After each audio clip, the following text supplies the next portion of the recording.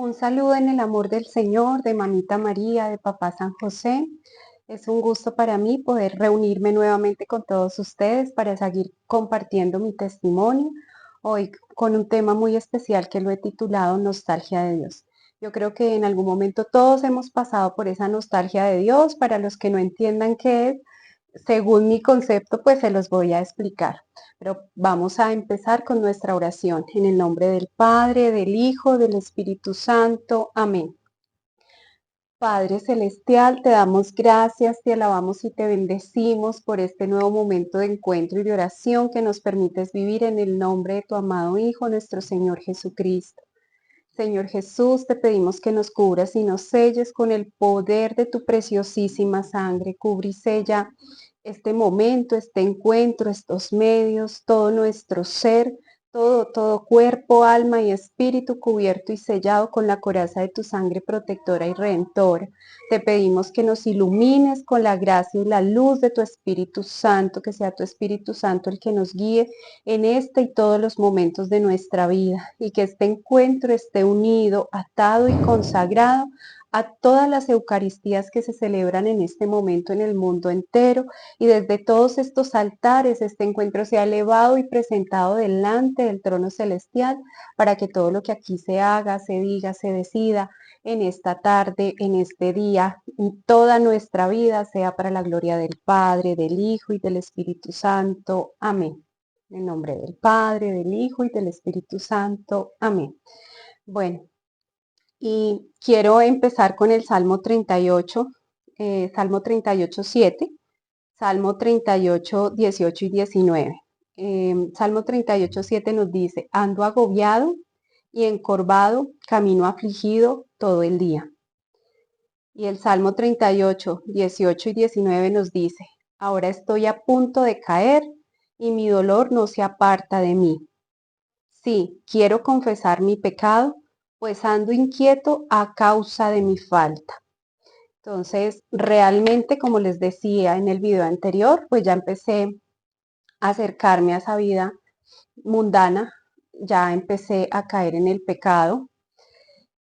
y empiezo a tener con ese alejamiento del Señor lo que yo llamo nostalgia de Dios. Cuando ya tú has conocido al Señor, cuando tú ya has sido formado en este camino, cuando ya tú te has sentido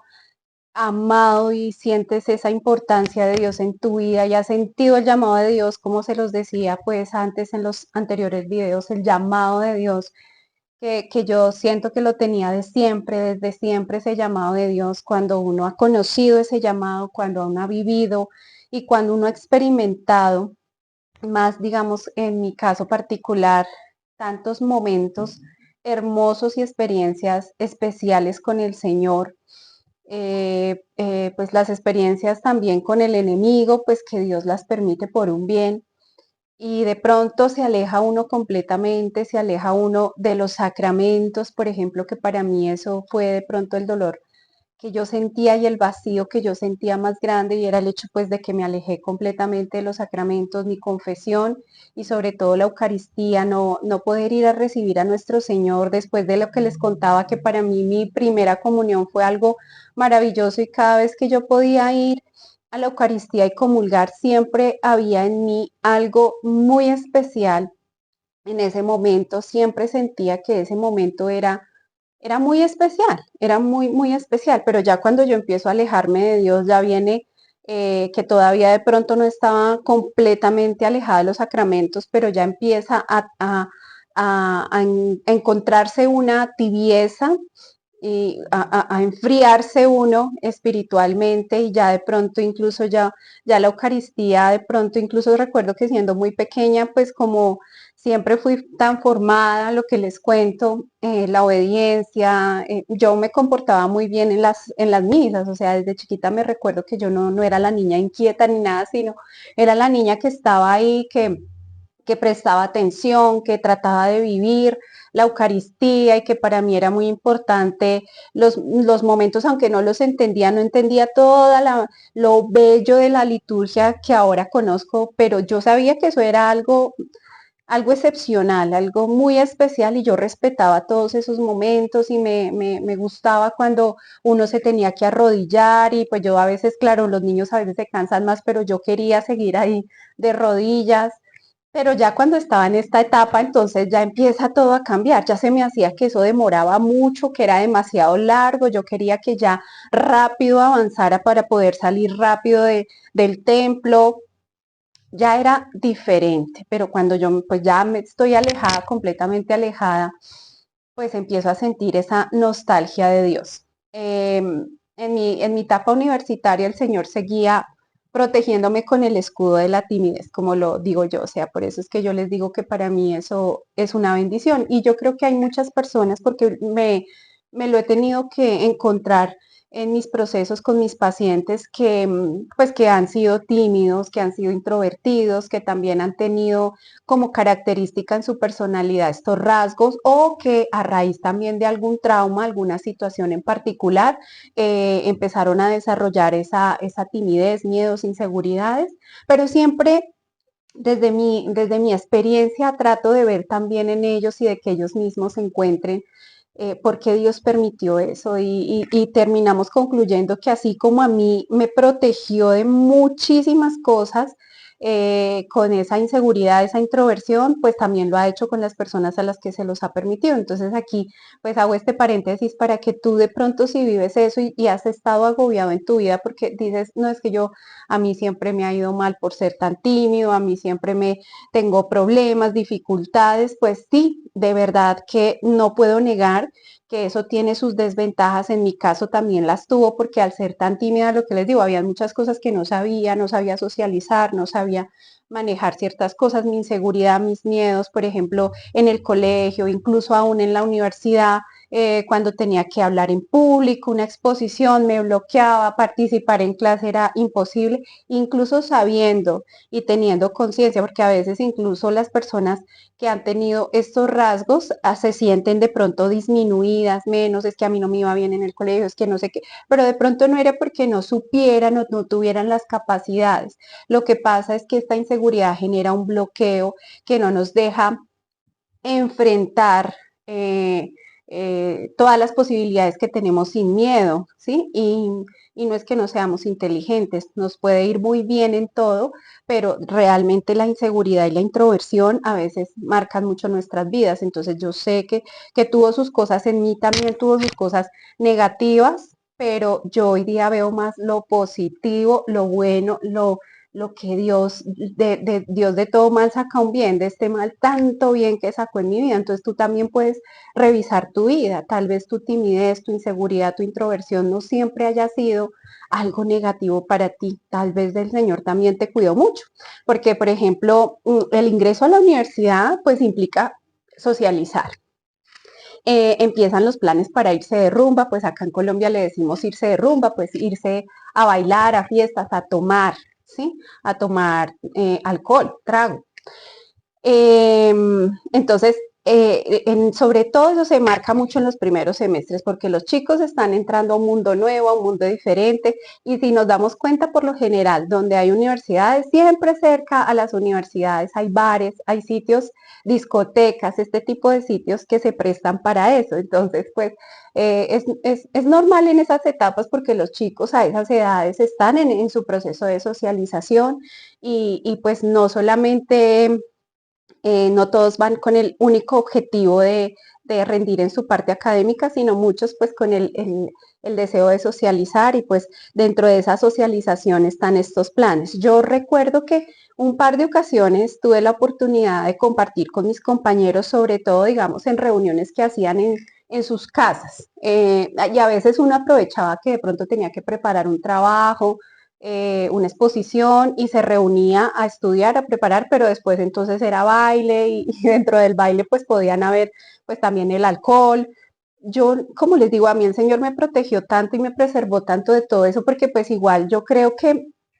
yo me sentía muy diferente a mis compañeros. Yo no continué asistiendo a este tipo de reuniones porque yo sentía que yo no encajaba mucho en ese mundo. Yo sentía que yo era muy diferente a ellos y creo que ellos también me veían a mí como alguien diferente. De hecho, acá tenemos una expresión en Colombia, cuando uno es diferente y de pronto no encaja en un grupo particular, uno dice, es el bicho raro. Entonces yo, de hecho, creo que siempre me sentía así en el colegio, en la universidad e incluso dentro de mi mismo círculo familiar. A veces me he sentido como el bicho raro porque soy diferente, porque muchas veces pienso diferente, porque actúo diferente. Bueno, pero bueno, yo veía muy marcado el pecado. Ya cuando entré a la universidad empecé a ver más de frente, más marcado el pecado y veía cómo todo el mundo lo tomaba con mucha ligereza, veía la forma en que compañeros, bueno, personas que estaban pues en este círculo universitario, hablaban del pecado con tanta ligereza. Yo nunca había escuchado hablar así porque pues la formación en mi casa, yo alcancé a estar todavía en el colegio formada con principios, con valores, donde todavía nos hablaban de la importancia de, por ejemplo, de la virginidad, y era muy importante y todavía nos lo resaltaban en esa época, pero pues yo sé que hoy día ya no, eso es de locos hablar de la virginidad. Hoy día, al contrario, he tenido que escuchar tantos casos de niñas que llegan acá tan confrontadas porque de pronto son vírgenes y les hacen bullying por esa condición, como si eso fuera lo que estuviera mal, lo que estuviera pecado, pero es que estamos viviendo el tiempo en que a lo bueno se le llama malo y a lo malo se le llama bueno, ya estamos viviendo todo eso, entonces esos antivalores que se están resaltando hoy en la sociedad, entonces, pues digamos que en esa formación que yo veía, yo entro a la universidad, me encuentro con una cantidad de personas que aceptaban todo este tipo de cosas como de manera tan ligera, como que era muy habitual ver que entre compañeros tuvieran algún tipo de relación sin tener ningún compromiso. De hecho, pues también allí tuve pretendientes, pero pues yo era muy seria. Yo creo que además del hecho de ser tímida, sí creo que allí sí me volví una persona muy seria precisamente porque ya quería yo como poner una barrera. Además yo tenía, para mí ya era un compromiso, yo estaba con mi novio y eso siempre lo he tenido muy claro, como que desde que empecé a tener mi relación con mi novio, que pues que como les digo es mi actual esposo, siempre, o incluso como, así no hubiera sido él, hubiera sido cualquier otra persona, como que siempre tenía muy claro el principio de la fidelidad. O sea, yo sí decía, si yo tengo un novio, pues voy a ser fiel, yo no voy a estar acá, allá, y si me hablan bonito en otro lado, entonces pues voy a salir con otra persona, voy a tener otro novio, nunca eso, pues no sé, eso no era como negociable para mí dentro de esos principios que yo venía de pronto, eso estaba muy marcado en mí, por eso jamás hice algo así, pero yo sí veía en la universidad que lo hacían mucho y de hecho que una persona en particular, uno de esos pretendientes que me insistía mucho y él sabía, porque en mi universidad todo el mundo sabía que yo tenía novio porque mi novio me iba a recoger, o sea, ya lo conocían, él estaba muy pendiente de mí y pues todo el mundo sabía, todo el mundo lo conocía, entonces, pero había una persona que pues dentro de esa ligereza que les digo que a veces se veía ya de ver el pecado como algo normal, que está bien, él sé que también tenía un compromiso con alguien más, pero me proponía cosas como, no importa, yo sé que tú tienes novio, yo también, pero no pasa nada, los dos podemos estar juntos y pues ahí fue cuando en esa época recuerdo que pues empecé a conocer esos términos de amigovio, que amigos con derechos, que todo ese tipo de compromisos, que relaciones abiertas y todo eso, pues para mí eso era, como les digo, no era negociable y no era algo que me interesara y en lo que quisiera pues caer. Entonces, pues ahí ya creo que sí me volví seria como para mostrar un poco una barrera, como para poner un poco una barrera de que esta soy yo soy la que llega a estudiar, se va, si su novio la recoge, se va de la casa a la universidad, de la universidad a la casa, y así, pues era así. Pero vi muchas cosas, muchas otras cosas, sobre todo vi muy marcado pecados de impureza, o sea, se hablaba con mucha ligereza a ellos, escuchaba yo conversaciones a veces inevitablemente porque pues estábamos en un grupo donde estábamos todos, yo podía estar ahí en un salón y escuchaba a los grupos hablando y conversando y haciendo comentarios fuera de tono y pues tenía que escuchar eso y a mí me asombraba eso y yo creo que yo misma puse como esa barrera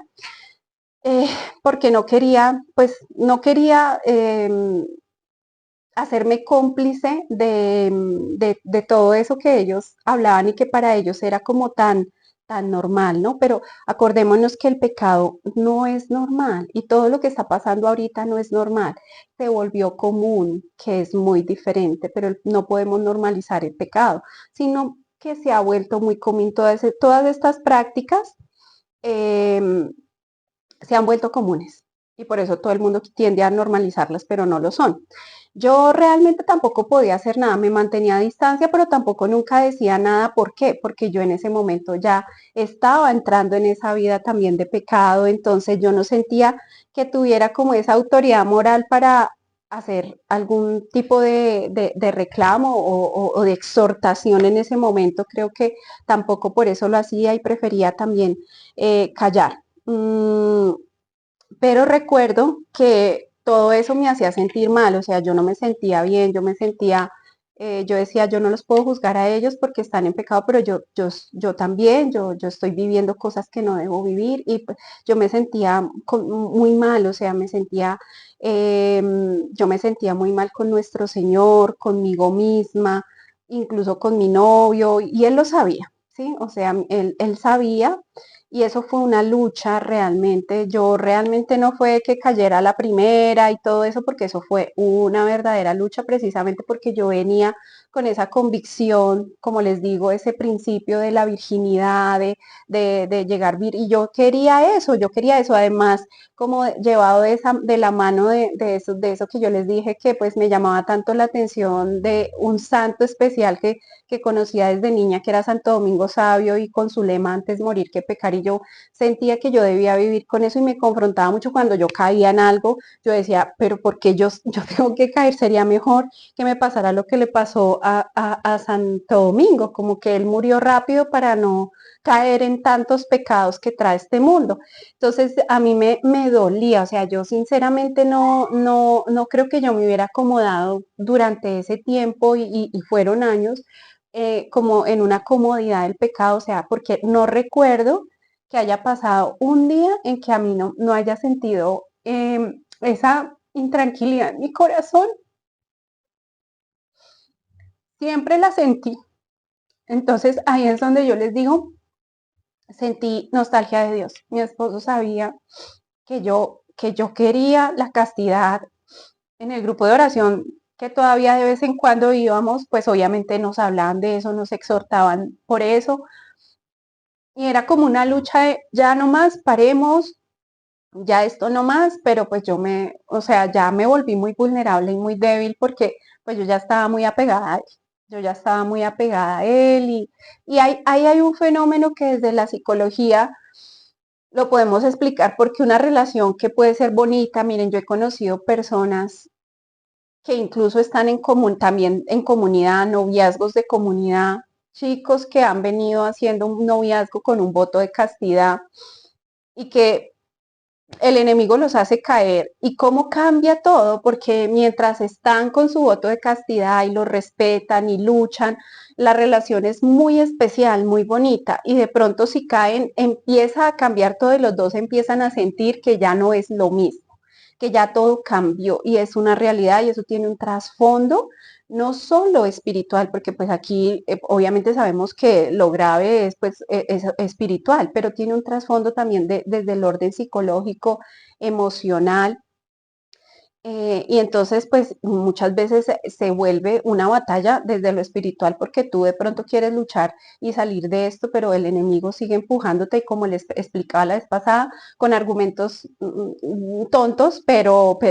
que uno en ese momento, en su debilidad, se deja creer, se deja llevar y termina en ese círculo vicioso que les decía y ya alejándose de los sacramentos. que son nuestras fuerzas, que nuestras armas para luchar son eso. Si no los tenemos, ¿cómo luchamos? ¿Cómo luchamos? ¿Cómo salimos adelante en esta lucha?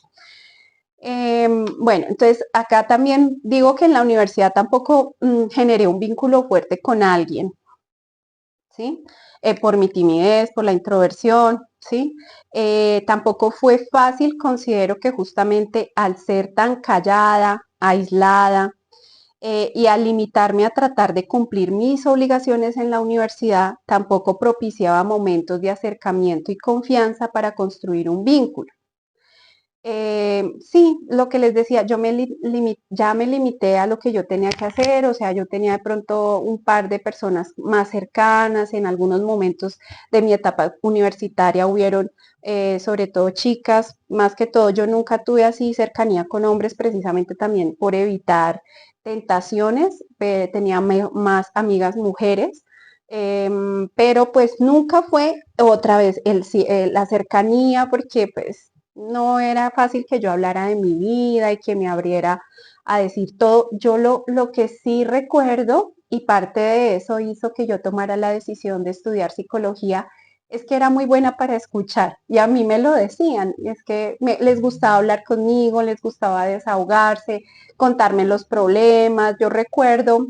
en el colegio que muchas chicas pues que tenían así que con las que ya podíamos de pronto tener algún tipo de cercanía, se acercaban y me hablaban, además porque pues yo trataba siempre de ser muy prudente, yo nunca, si me contaban algo, yo nunca iba y se lo contaba a alguien más, yo no, simplemente intentaba en la medida de lo posible tratar de dar un buen consejo, eso sí lo recuerdo que eso lo hacía. Entonces, y en el colegio alguna vez me lo dijeron, ay, tú deberías estudiar psicología, pero yo ya venía con esa inquietud, tuve hay otras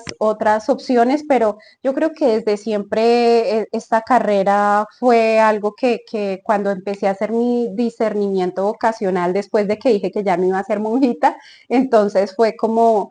la opción más fuerte y pues bueno, el Señor así lo quiso y así lo permitió, pero igual en la universidad tampoco tuve como esa facilidad de generar un vínculo, por eso les digo que tampoco tengo un amigo de la universidad, una amiga con la que todavía hable o lo conserve o comparta.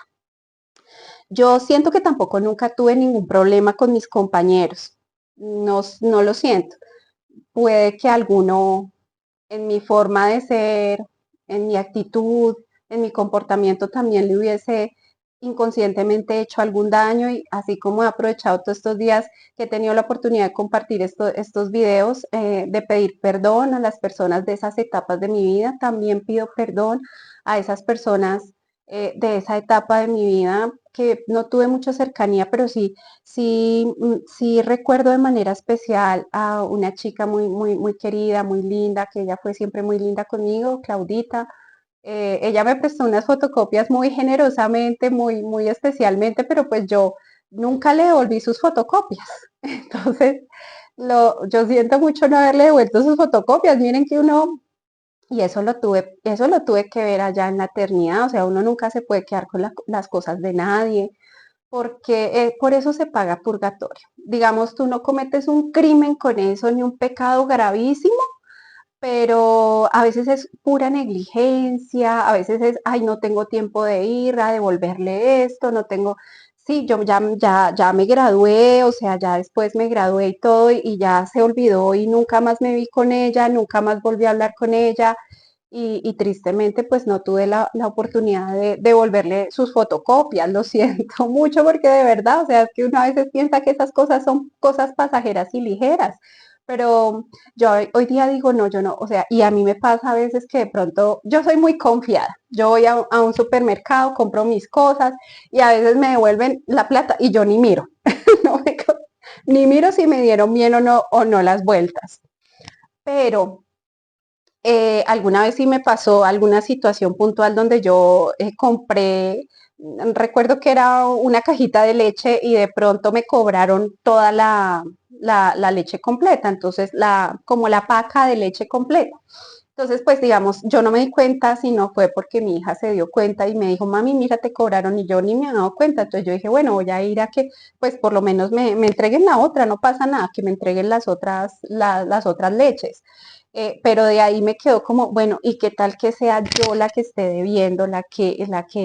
me haya ido sin ver el devuelto y de pronto sea yo? Y si ha pasado, sí me ha pasado un par de ocasiones que de pronto me dan de más. Yo no soy capaz de irme de ahí, o sea, yo reviso y si me dieron de más o no me cobraron algún producto, allá voy y por favor cóbrelo porque no me lo cobró, ¿sí? O sea, porque eso se paga en el purgatorio. Y yo no quiero ir a pagar purgatorio por esas cosas, o sea, no. Ya con esa experiencia que yo viví, uno lo que tiene que hacer es luchar en esta vida por tratar de no tener que pagar nada de purgatorio. Entonces, digamos que por eso, pues lamento mucho el hecho de que pues no pude volver esas fotocopias. Ojalá algún día Claudia vea este video. Me gustaría mucho poder volver a hablar con ella porque realmente la recuerdo con mucho cariño. Fue una de las personas más especiales de esa época. Bueno,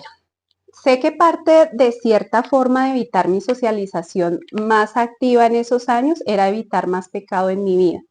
Veía que era muy fácil caer y ya me sentía suficientemente mal por lo que estaba viviendo como para seguir acumulando más pecado.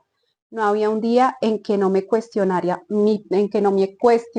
pecado. Eso es verdad, o sea, yo creo que también eso fue lo que pasó, o sea, yo intentaba mejor no permanecer mucho tiempo socializando en la universidad porque lo que les digo era muy fácil, o sea, yo veía que las tentaciones estaban todo el tiempo ahí dispuestas y yo quería evitar, o sea, yo ya me sentía demasiado mal por lo que estaba viviendo, yo ya no quería acumular más cosas en mi vida, yo intentaba eh, pues como salir de toda esa situación, ya sentía mucho dolor, sentía mucha pena en mi corazón por lo que estaba viviendo, porque de verdad que no había un día, yo creo que todos los días en las noches cuando yo llegaba y me acostaba, volvía y me acordaba y volvía y había noches que yo lloraba, había noches que yo lloraba porque de verdad sentía que sabía, era consciente, es que ahí tenía yo conciencia de pecado, yo no podía estarme tranquila sabiendo que lo que yo estaba viviendo no era correcto.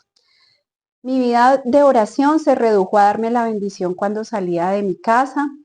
a pedirle a mi ángel de la guarda que me cuidara cuando me sentía en riesgo, pues lo llamaba. La pequeña oración que hacía todos los días en la universidad, que les conté la vez pasada,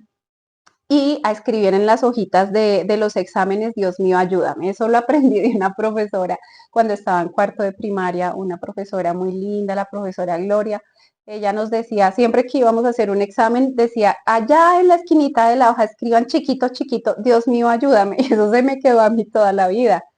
O sea, de pronto yo sí en ese alejamiento de Dios, pero en mi nostalgia de querer sentirlo, de querer vivirlo, de querer estar unida todavía a Él, habían esos vestigios de cercanía y era eso,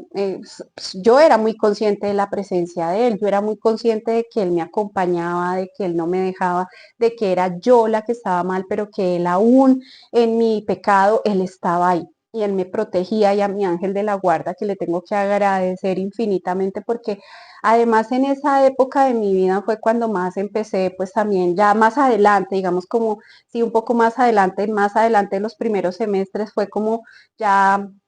como mucha influencia de muchos comentarios que me hacían y pues también vino la forma de vestir, todo eso cambió mi estilo y todas esas cosas y a través de eso también generaba de pronto el pecado, también había pecado, entonces mi ángel de la guarda me protegió, me cuidó, me cuidó muchísimo de muchas cosas que pudieron haberme pasado en esa etapa, porque además del trayecto de mi casa donde yo tenía que tomar el autobús para ir a la universidad, había un espacio donde había un parque donde era siempre muy solo, muy vacío, me hubieran podido pasar cantidades de cosas que por misericordia, gracia de Dios y el trabajo de mi ángel de la guarda, nunca me pasó nada mal, nunca. En ese entonces, en los buses grandes,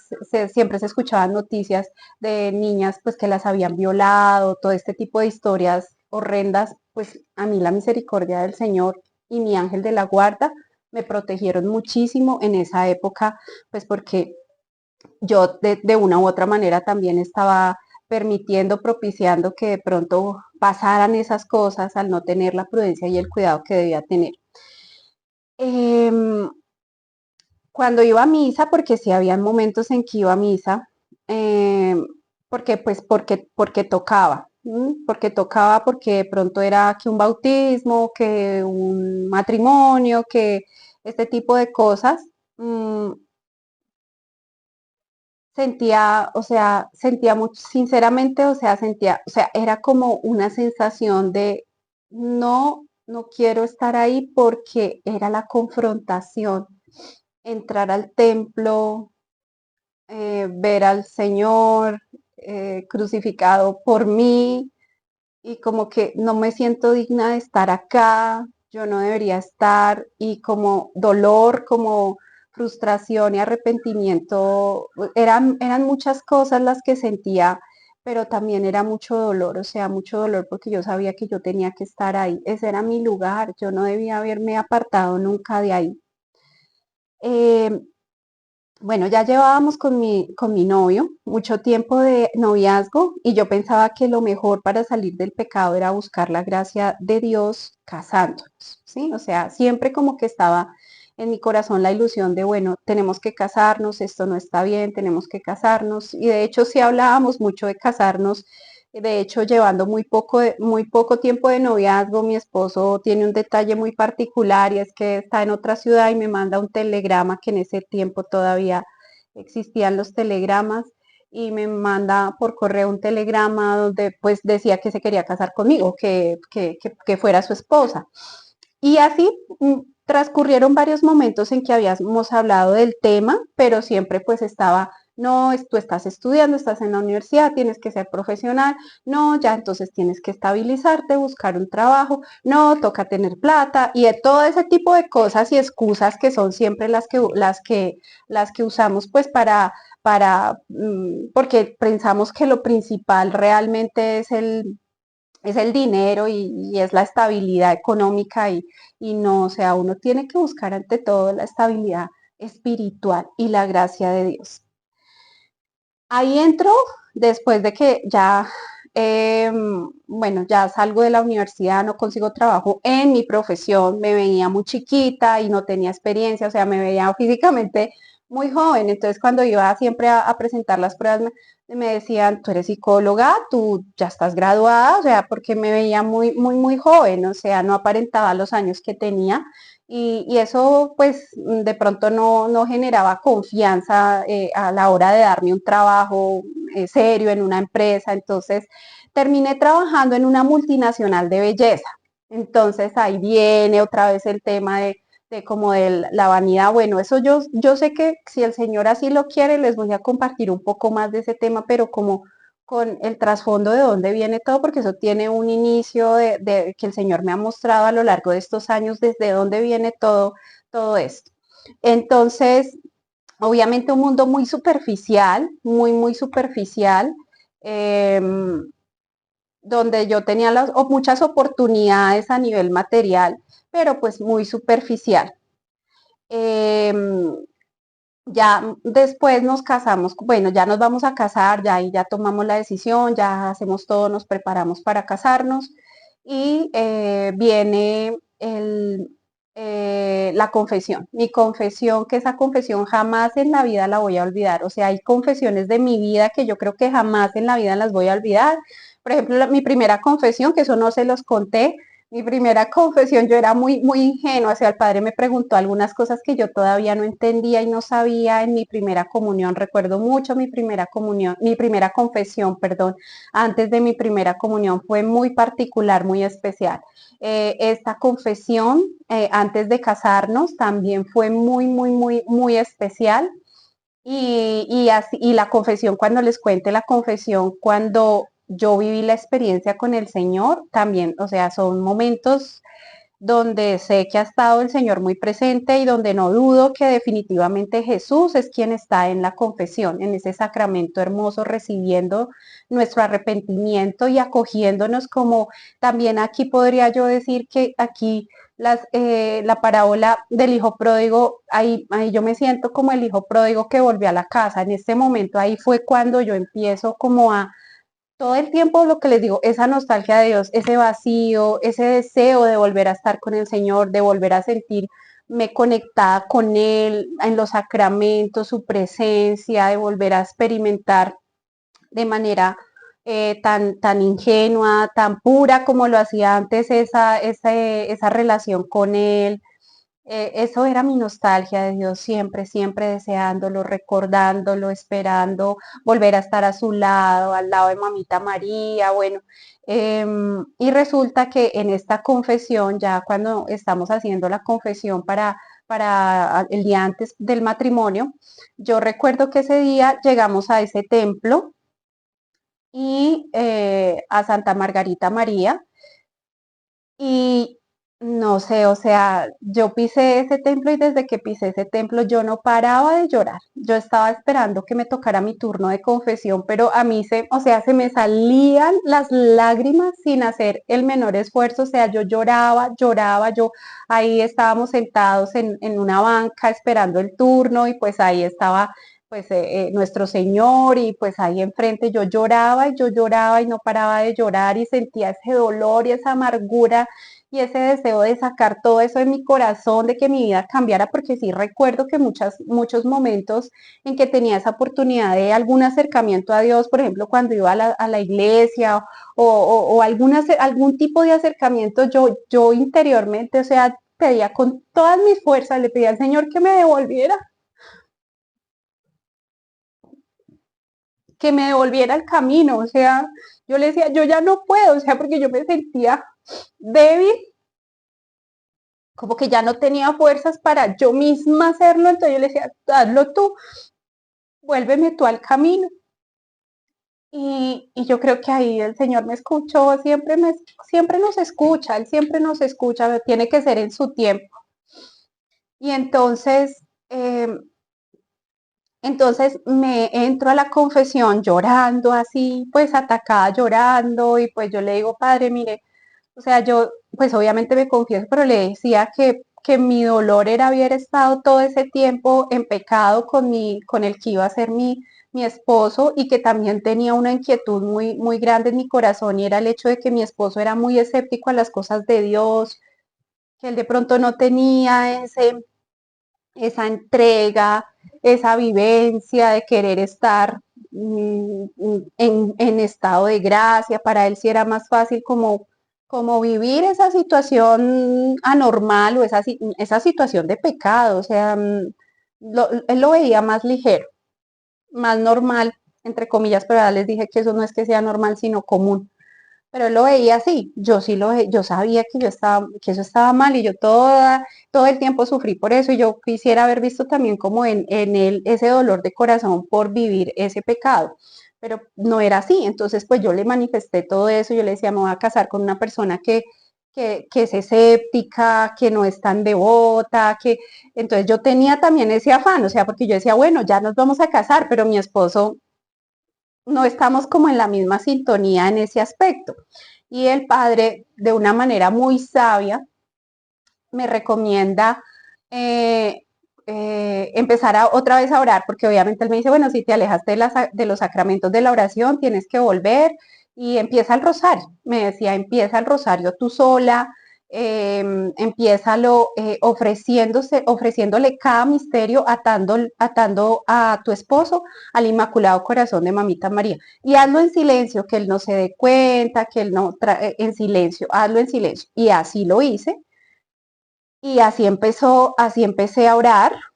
Mm, yo no voy a decir que ya desde ese momento todo cambió, ¿no? De pronto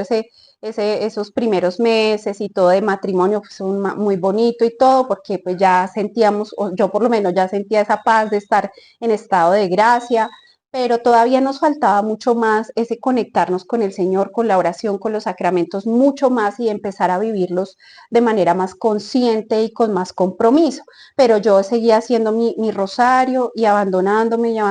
en Mamita María y fue ella quien nos lleva al Señor nuevamente, que ya se los contaré en un nuevo video, cómo fue ese volver al Señor realmente, cómo fue empezar a caminar otra vez en el Señor. Fue algo maravilloso porque es que definitivamente yo por eso les invito a que ustedes consagren a sus hijos al Inmaculado Corazón de Mamita María, que se consagren ustedes mismos. Yo les conté que a mí me consagraron, que me presentaron siendo una niña bebé todavía muy pequeña en el santuario de Nuestra Señora del Rosario de Chiquinquirá. Y eso es el mejor regalo. Yo se los agradezco a mis papás porque es un regalo maravilloso. Es que me consagraron a quien podía devolverme al camino, que era Mamita María, la madre perfecta, la madre por excelencia.